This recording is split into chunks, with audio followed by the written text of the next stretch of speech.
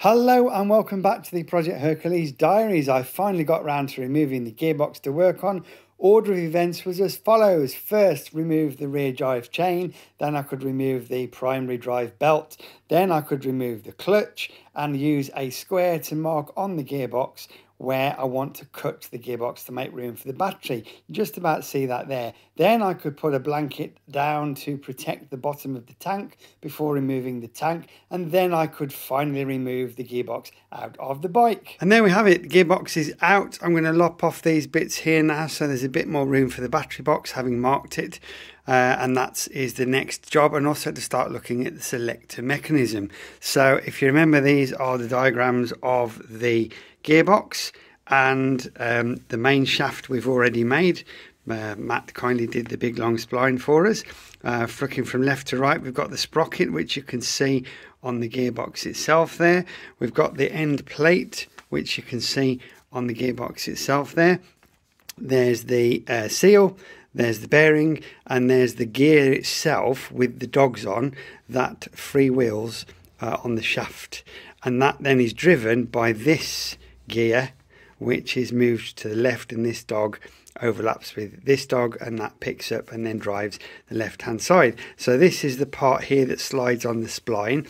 It's always rotating on the shaft. Similarly, it's exactly the same at this end. They are a pair, they will be locked together, so either the left hand or the right hand sprocket will be driving the bike, because this is the same. This is the freewheeling gear that will be locked to the shaft when this dog, which is locked to the spline, moves to the right. The bearing is next to it, and then the end seal, and then the sprocket on the right hand side of the gearbox. So that's all in situ, that's all in the box at the moment. But what we don't have is this shaft drilled through here. The detent for first gear, second gear, and middle and neutral, if you like, middle gear. We don't have this assembly made yet that holds the two selector forks. That's one selector fork, that's the other selector fork, and they will be locked together so that they move on this shaft, and they're locked to this shaft with that little grub screw there.